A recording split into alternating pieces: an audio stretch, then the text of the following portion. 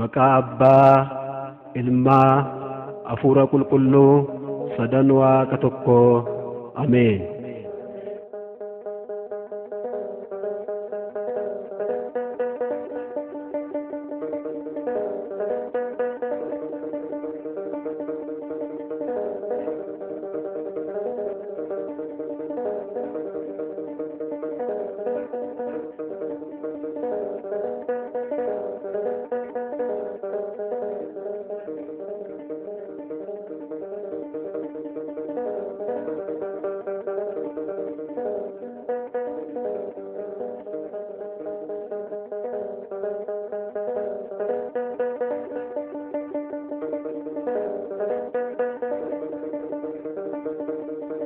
Waaqayyo akkas jedha, daandii irra dhaabbadhaa ilaalaa, daandiin isheen dhugaa eessa akka turte baraa, isheerras deddeebi'aa, lubbuu keessaniif boqonnaa argattu.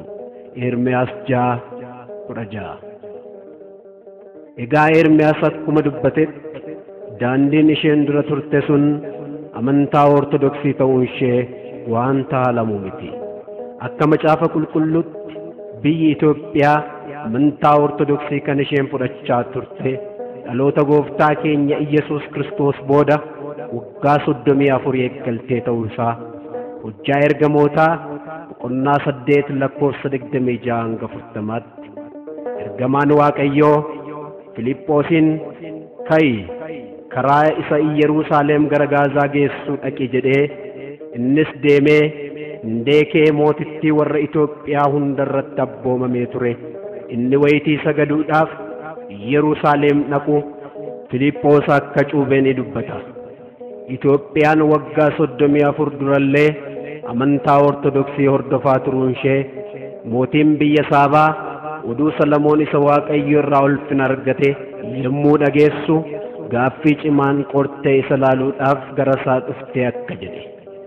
Macaafa Moototaa isa duraa boqonnaa 10 lakkoofsa 1.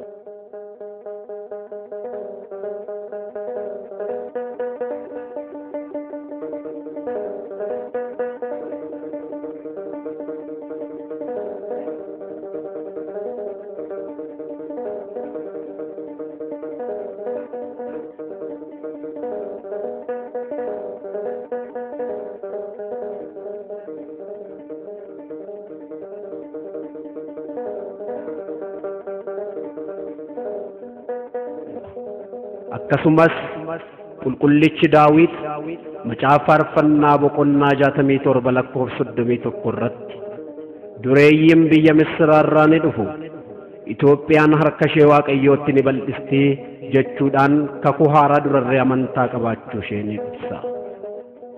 Seenaan akka dubbatutti immoo jaarraa arfaffaa keessa bara mooticha Izanaa karaa Aksum seene jedha.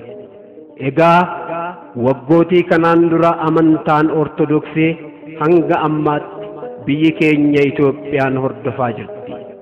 Haa ta'u iyyuu malee bara kana dhaloonni jiran naannoo Oromiyaa Itoophiyaa keessa ta'uu isaa osoo beekanii amantaa kana Oromoon hin beeku, amantaan kun kan Sidaamaatii, Oromoon waaqeffataa qofaa jecha jedhu fudhachuudhaan waggootii dura gadadoo ummattoota irra warri mootummaa qaban taasisaniin wal qabsiisuun waan barsiisaniif of eeggachuu qabna.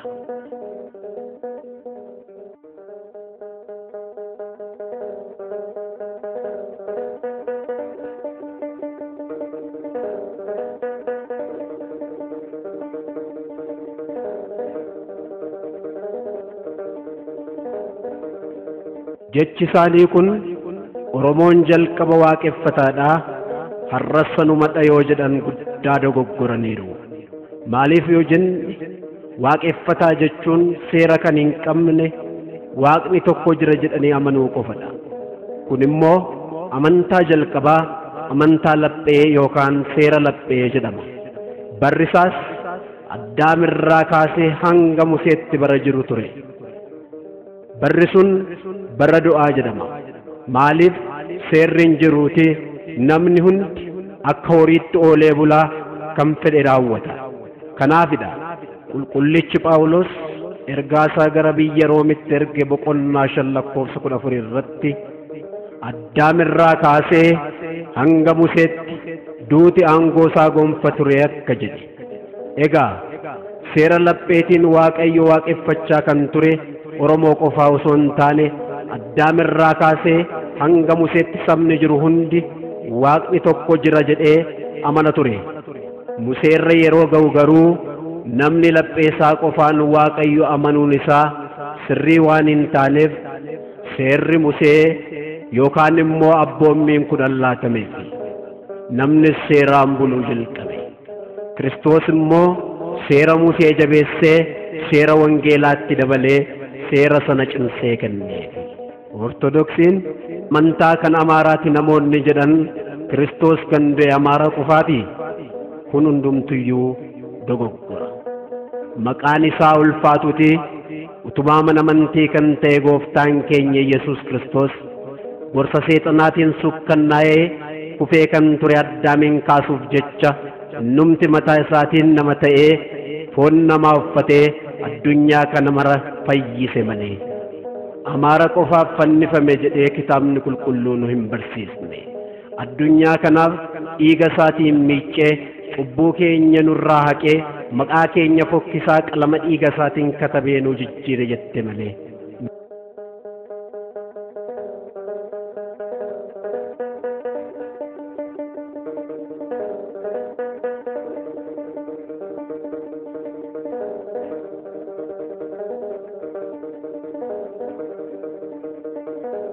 Quba qabduu laata Oromoon amantaa kana wajjin turuusaa bataskaanonni umuriidhaan baay'ee fagaatan naannaa Oromiyaa jiraachuu isaanii quba qabduun keenya har'aa keessatti wanta muraasa qofa tuqna. Gara fuulduraatti qubni qabduu kun ittuma fuufti.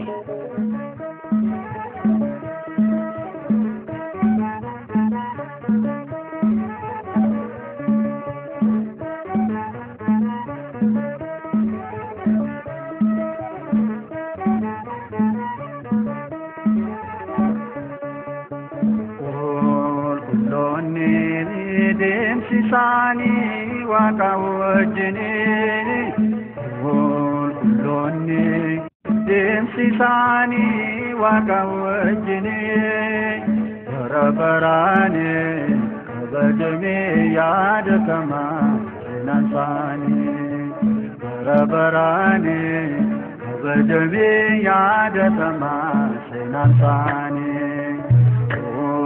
Kuloni Demsi sani waka wajini Kuloni Demsi sani waka wajini Rabarani Bajami yad sama Nansani Rabarani Bajami yad sama Nansani. Waa'ee wareegamoo abbaa keenya Abune Phexros Oromoo ta'uu isaanii quba qabduu laata? Biyyi koof uummanni koo namoota Ormootaatiin hin bitamuu jedhanii Xaaliyaanii mormuudhaan biyya isaaniitiif wareegamuu isaanii. Qulqulluu wareegamoon abbaan keenya Abune Phexros kan dhalatan bara 1892 magaalaa Salaalee Fiicheettidha. Maatiin isaanii qotee bulaadha. Umuriin isaanii barumsaaf yommuu ga'u gara Dabra Libaanos deemanii Baayitaawii Tadilaarraa barumsa baratanii. Umuriin isaanii waggaa 24 yommuu ta'u monoksee ta'anii. Bataskaanni Misiraa yookaan Gibxi waggaa 1600 booda biyyi Itoophiyaa ijoollee isheerraa dhalatteen Paappaasii mataa ishee filattee akka bultu fedha ishee ta'uusaa yemmaa ibsitu abbootii filaman keessaa abbaan keenya Abune Phexros isaan tokko ture. Caamsaa 18 bara 1921 Paappaasii ta'anii muudamanii. Wareegamoon abbaan keenya Abune Phexros abbaa gaabbii mooticha Haile Sillaasee turan.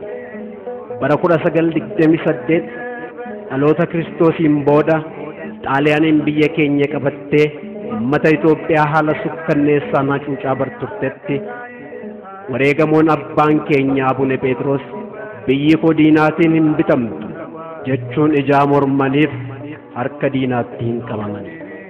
Xaaliyaaniin rakkoo sukkanneessaa yommuu isaan irra geessistu wareegamoon abbaan keenya garuu jecha garaa nama nyaatuun anarratti rakkoo feetan raawwadhaa kiristaanota irratti garuu waan tokko hin raawwatinaa jettu. Dhumarratti loltuun xaaliyaan bakka jalqaba siidaan isaanii dhaabbatee ture irraa meetira 25 gadi siqee yuunivarsiitii Finfinnee damee gaazexeessitootaa jalatti rasaasa 8 dhaamani. Lubbuun isaanii keessaa ba'uu dinnaan maal kun sibiila irraa hojjetame jecha rasaasa matiriyyeessuun hundasaa itti fixanii. Yeroo xiqqoo booda wareegamoon abbaan keenya Abune Phexros lubbuu isaanii Waaqayyootti kennani. Egaa wareegamoon abbaan keenya Abune Phexros qomoon Oromoo ta'anii amantaa isaanii Ortodoksii ta'uu isaa hubadhaa.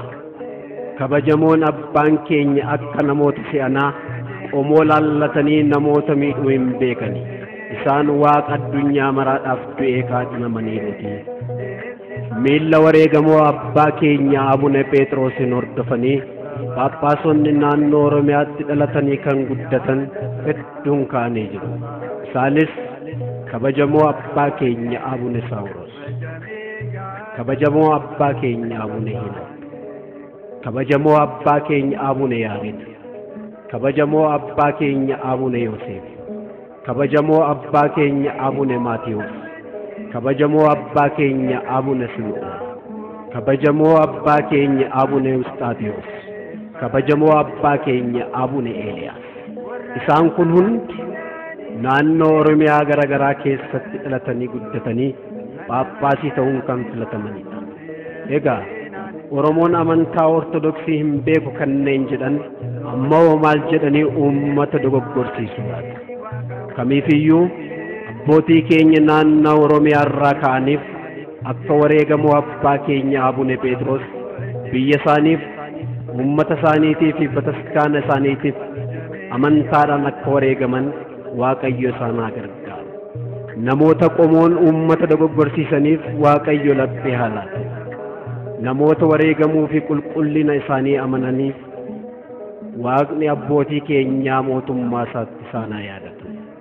Kadhannaan kakuu abbaa keenya Abune Phexros hunduma keenyarraa haa bulu. Galchan mana jabaatti irratti kaa'anii kan isaan jabaatanii waan tayyaraa miti akka hoolotaadhaa oofaman duwwaatee qulqulloonni deemsi isaanii Waaqa wajjinii qulqulloonni deemsi isaanii Waaqa wajjinii bara baraanii kabajamee yaadatamaa seenaan isaanii bara baraanii kabajamee yaadatamaa seenaan isaanii. Kumsaa Morodaa handhuura biyyattii kan taate magaalaa Finfinnee irraa gara lixaatti daandii sadarkaa isaa eeggate qabannee kiiloomeetira 328 irratti magaalaa Naqamtee argatte. Magaalaan Naqamtee magaalaa daldalaaf mijooftee diriirtee jirtudha. Bara 1935 magaalaan Naqamtee Wallagga keessatti magaalaa guddittii beekamtu turte. Magaalaan Naqamtee handhuura ishee geessanii muuziyeemii Wallaggaa irraa daandii karaa Baahir Daar geessu qabattanii kiiloomeetira 1 akka deemtaniin masaraa obbo Kumsaa Morodaa argattu. Mootiin Kumsaa Morodaa mootii Leeqaa Naqamtee sadaffaadha. Barri dhaloota isaanii bara 1870 dhalatanii bara 1889 jalqabanii hanga bara du'a isaaniitti aangoorra turanii. Seenaa obbo Kumsaa Morodaa maaliif kaafte jechuu dandeessu. Garuu quba qabduun koo kun wayisiniin jetti gurra keessanitti laata. Amantaan isaanii Ortodoksii ta'uu isaa quba qabduu laata. namoonni amantaan ortodoksii kan Oromoo miti jedhaniif seenaan obbo Kumsaa Morodaa dhukkuba sammuu taa ta'u jedheen seenaa isaanii qaba. Obbo Kumsaa Morodaa yeroo hundumaa guyyaa sanbata guddaa seera qulqulleessaa raawwachuuf bataskaana Maariyaamii Naqamtee keessatti galanii waaqa aangoo isaanii kennee galateeffachaa turani. Galata qurbaanaa haadha keenya dubaroo Maariyaam abbaa Hiriyaaqoos kan barreesse Waaqayyoo abbaan samii irra taa'ee handaara lafanuu ni daawwatee ni urgeeffatee kan akka keessa nagarree isa jaallatu tokkicha ilma isaa gara keetti ergee guyyaa tokkollee sanbata guddaa hafanii hin beekanii. Maariyaamin Naqamtee mucaan isaanii killee yookaan buphaarraa akka hojjete ni dubbatama. Obbo Kumsaa Morodaa bara 1923 yommuu du'anii boqotan iddoo itti awwaalamanis asuma bataskaana Maariyaamii Naqamtee keessa. Manni isin ilaalaa jirtan kun awwaala Obbo Kumsaa Morodaadha. Mee keessa seennee awwaala isaanii haalaan haa ilaallu.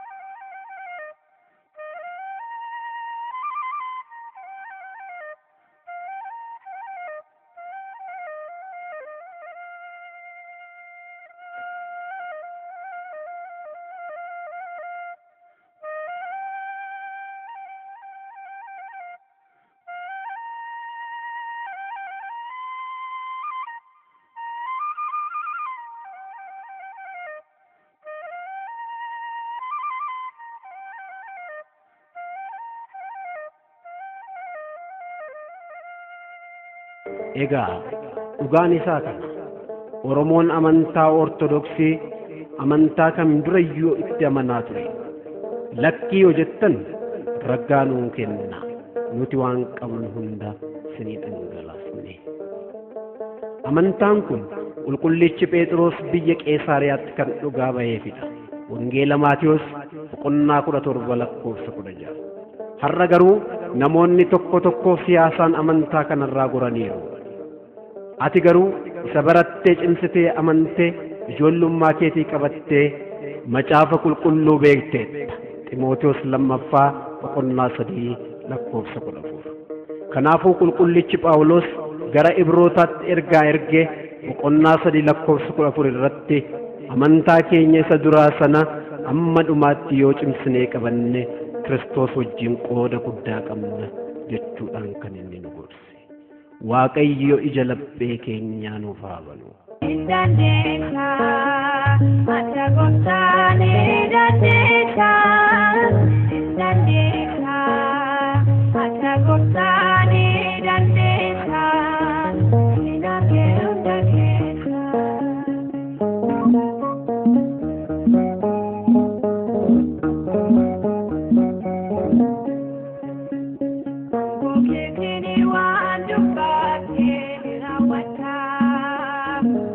Okay.